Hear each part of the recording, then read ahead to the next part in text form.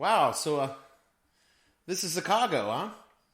Where do you guys keep the roaches? And how come there's not the producer here is not a fat guy in a Pantera t-shirt? I think that's kind of awesome, really. There's an ice maker? Oh, shit. Let's get this show started. The following podcast contains... You cannot say filth, flying filth in front of people. Explicit language.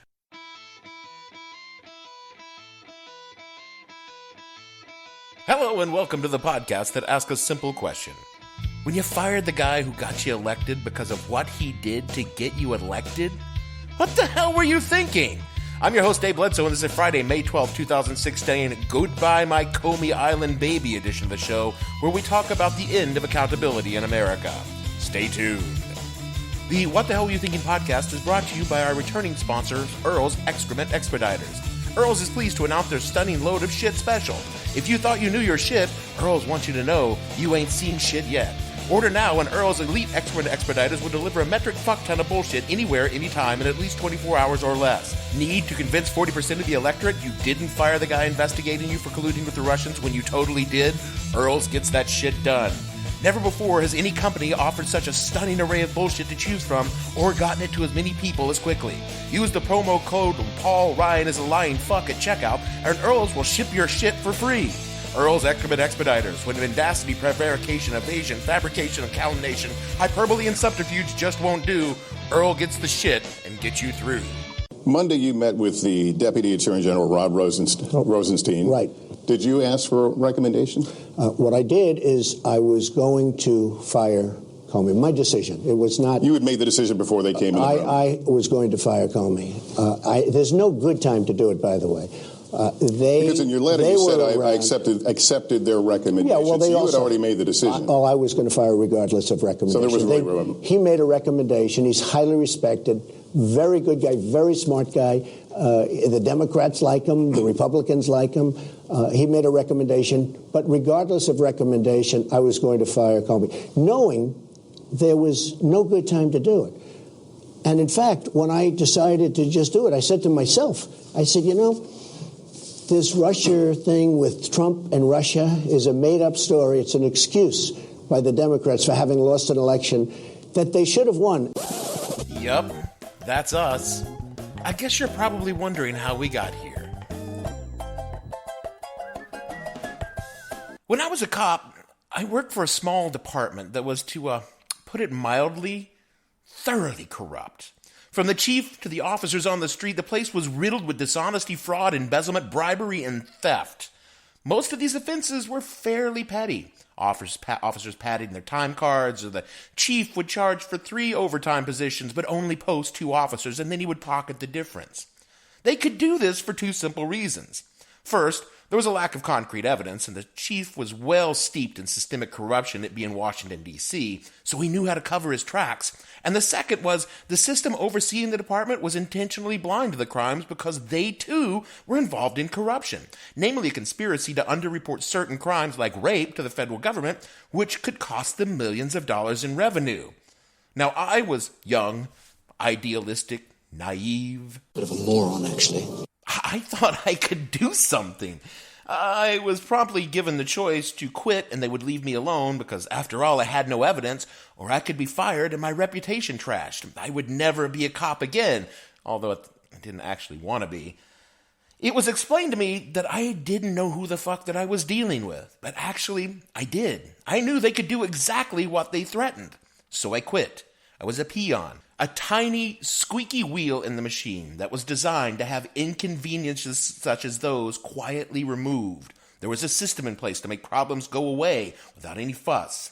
What they did not do was publicly, openly, stupidly shit-can me because they knew that kind of shit just shines a light on the dirty corners of your conspiracy. If a 2-bit shit show of an organization such as this unnamed police department can figure out how to do this, why can't the Trump administration figure it out too? Because they just shit-canned the FBI director. bunch of fucking idiots. If you've recently arrived from a trip from the South Pole or you're just a Trump supporter, you might be unaware that the President of the United States and his staff are under investigation by the FBI and sundry others for colluding with the Russian government to influence the 2016 election. Rebecca, you knew that, right? I noticed. Just checking. You haven't been to the South Pole or anything, right? Almost, but not quite. All right, not recently, though. No. So you knew? Yes. And they should know. Probably, I would give that a yes. Okay, thanks. And you know that phone records, travel documents, eyewitness testimony, and the former National Security Advisor seeking immunity from prosecution, that should tip you off as well. This investigation is not sitting well with the Commander-in-Chief, whose attempts to quash it have led to some poor choices. For example, when specifically warned by the acting Attorney General that his National Security Advisor, the same one he has now fired and is seeking immunity, lied about his relationship with the Russians repeatedly and publicly, the president ignored that warning and subsequently and allegedly, unrelatedly, it's bullshit. It's bullshit. Global bullshit. I call bullshit. Fired the very person who warned him. He then fired a respected U.S. attorney who was quietly looking into allegations of conspiracies on the part of his now Health and Human Services Secretary. His Attorney General then lied during his confirmation hearings about his contacts with the Russians and was forced to recuse himself from any investigations about said contacts. He then attempted to deflect the issue by accusing his predecessor of felony abuse of office without a single shred of evidence, an accusation that was repeatedly and consistently disproved. And his little Renfeld in Congress took information provided by the administration that supposedly supported the lie about the wiretapping and gave it to the press, only to promptly have it leaked that where he got the information from was, in fact, the White House, and it did not prove the campaign was illegally wiretapped. Instead, it actually supported the idea the campaign was involved in criminal activities. The president himself repeatedly commented upon the ongoing investigation and personally asked the FBI to downplay the investigation. Then Tuesday night, the president fired the FBI Director James Comey, the person in charge of the investigation into his collusion with the Russians, for his bungled handling of the investigation of the Clinton email scandal. The very bungling that has been well established that fucking got him elected. God, this place is like a fucking open-air insane asylum! The director of the FBI is a political appointee of the president. Legally, they can be fired for any reason by the president. Traditionally, the FBI director is more of a quasi-political entity than an overt one. The person appointed by the president is generally chosen for abilities and reputation rather than political affiliation. The post is for 10 years, so they usually overlap with different administrations and generally seen as being above the political fray.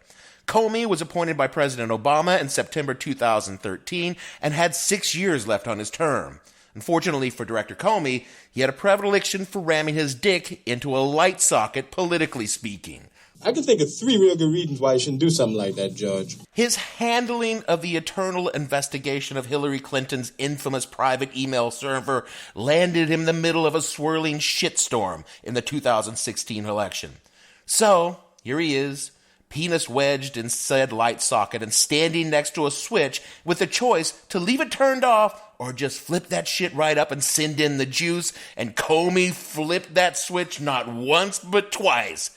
You remember that, right? I remember that. You think that might have had something to do with the election? Possibly. I think so too. The first time when his announcement on why he would not be pressing charges for the server in a scolding statement where he basically called Clinton stupid, which she was, and then a few months later when he sent another letter to Congress because they found some emails on Anthony Weiner's dick pic storage unit.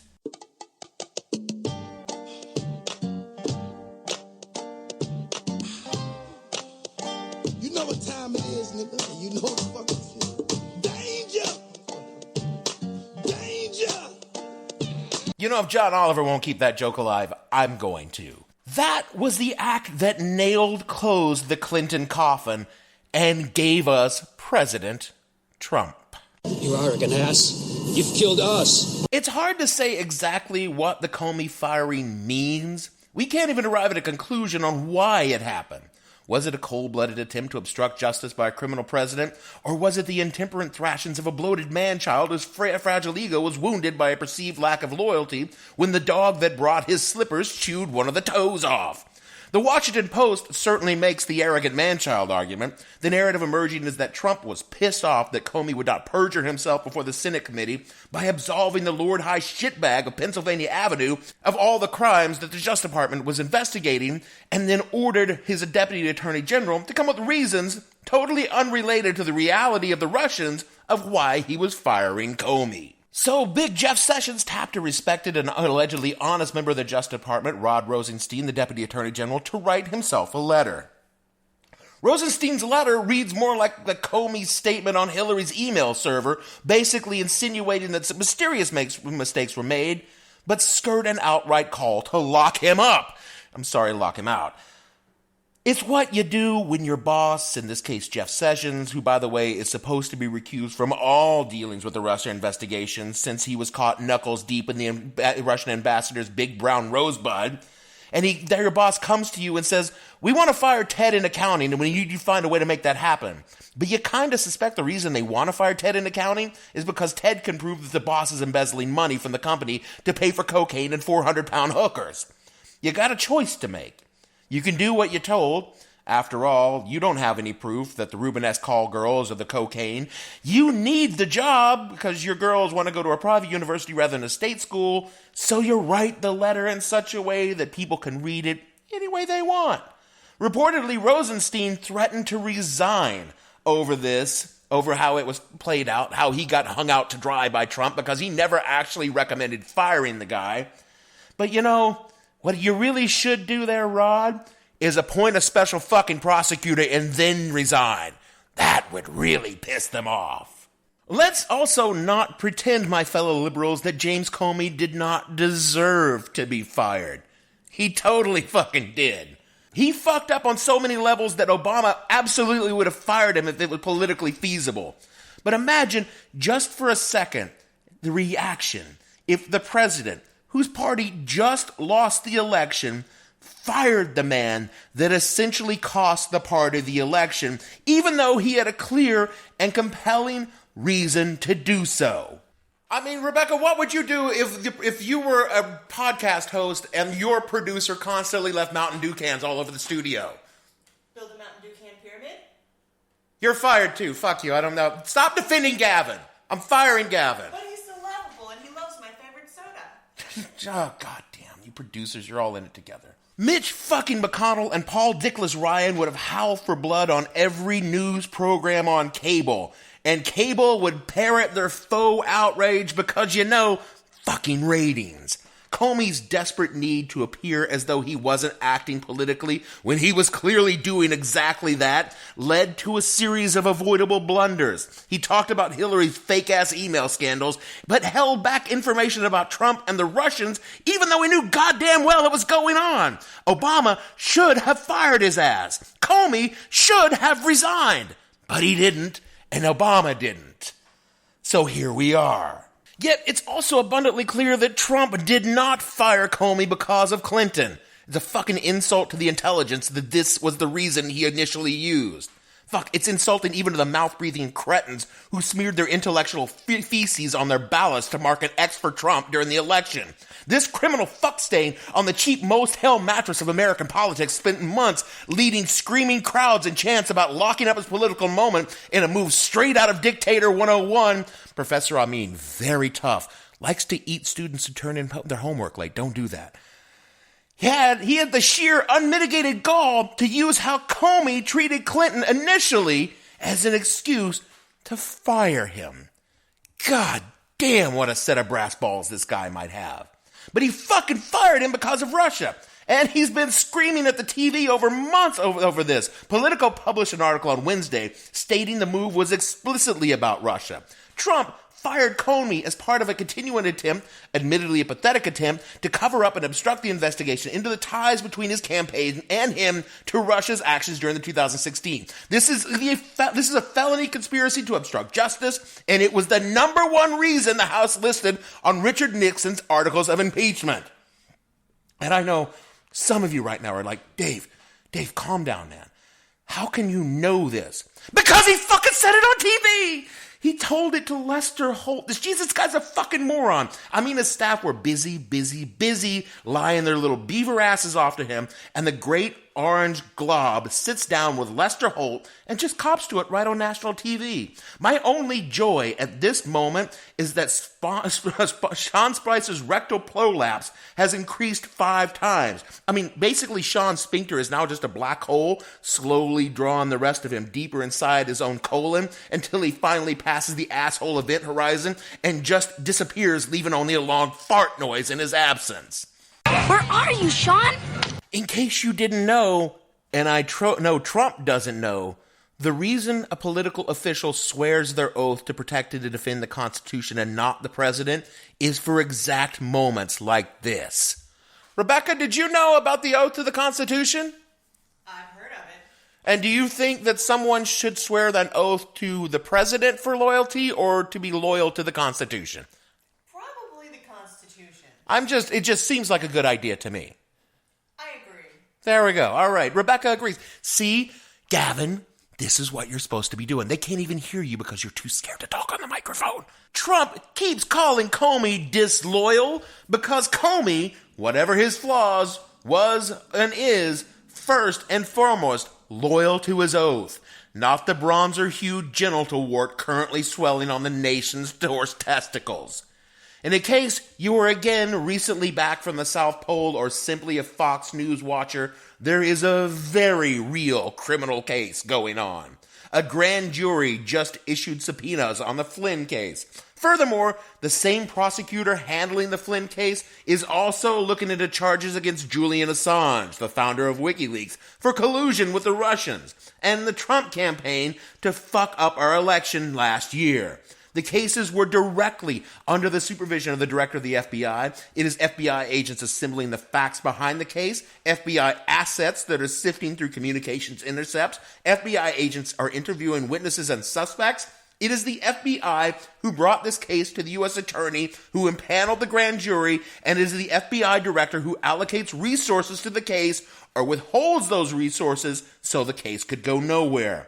In short, if you fire the FBI director, you stand a pretty good chance of killing the case. But I am sure that never crossed the mind of anyone when Trump directed Attorney General Jefferson Beauregard Clancy the Clown Sessions to find a reason to legitimately fire Comey, who then went on to have his deputy, generally considered a straight arrow, provide political cover for that act. In any decently ran country, the Congress of the United States would immediately start a select committee with broad authority to subpoena and investigate any and all persons or parties involved in this massive crime. Senate Majority Leader Mitch Cumstain McConnell.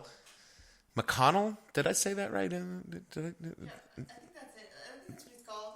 Did I call him McDonald? Yeah, we cut that out. Okay, good.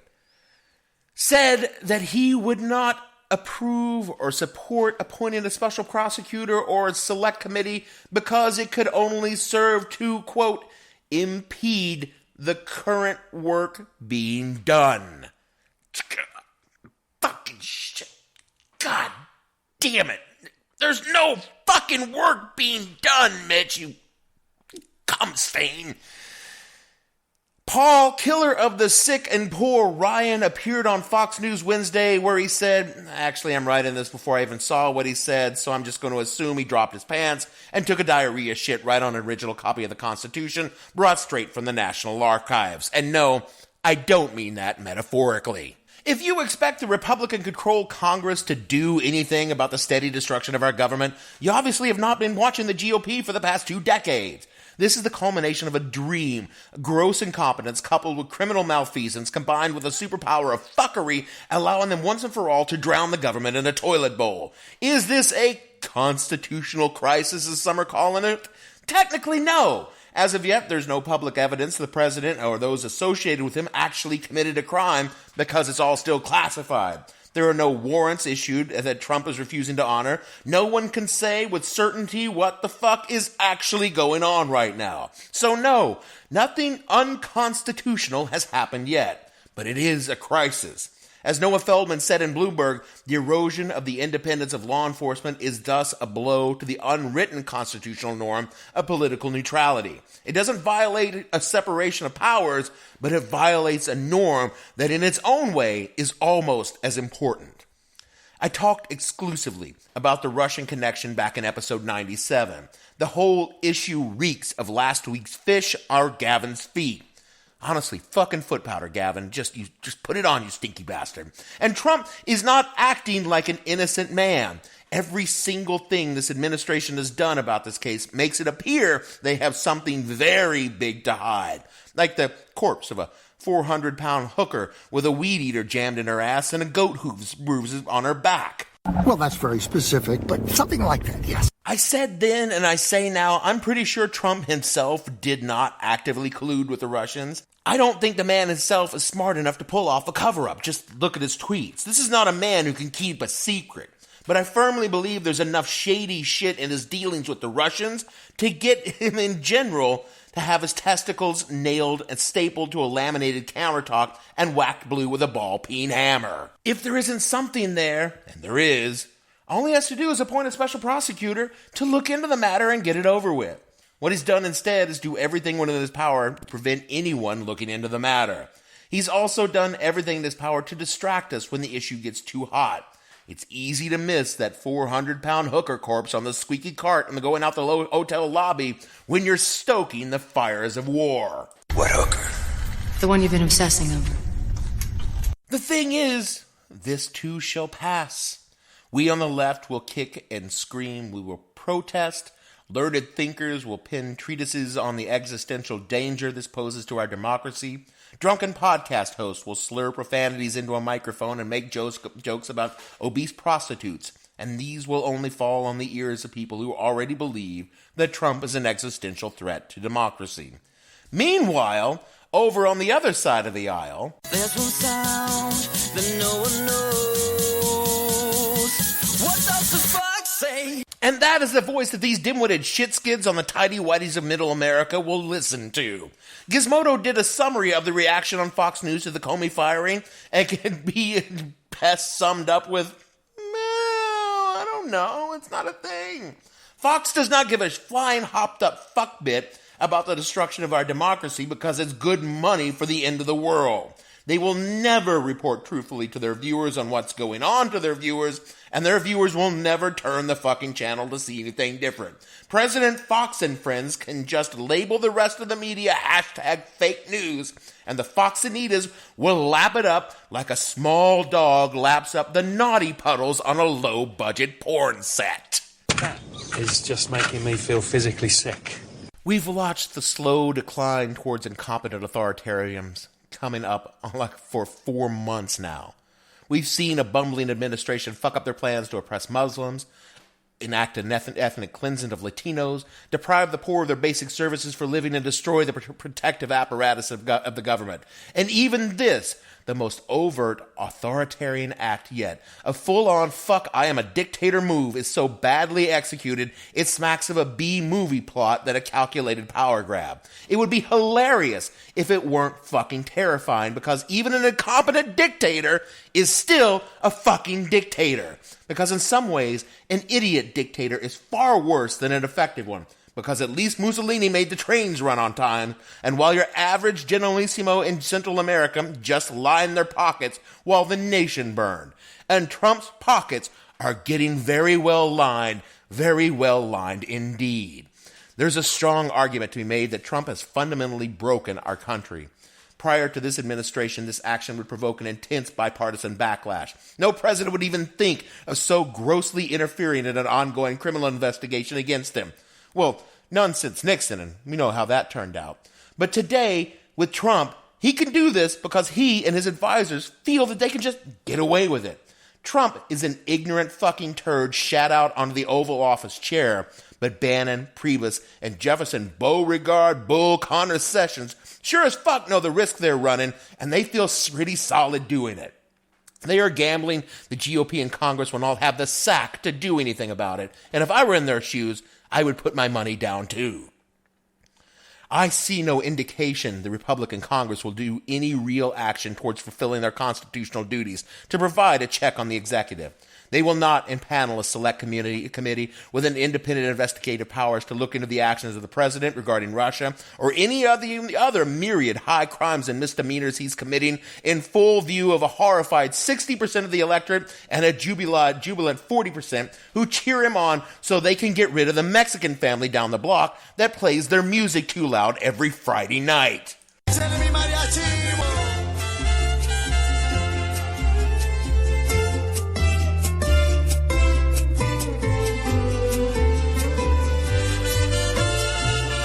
Removing a president from power, even a manifestly corrupt and incompetent president, places a nation in real crisis. It creates a massive political disruption that echoes through the entire society.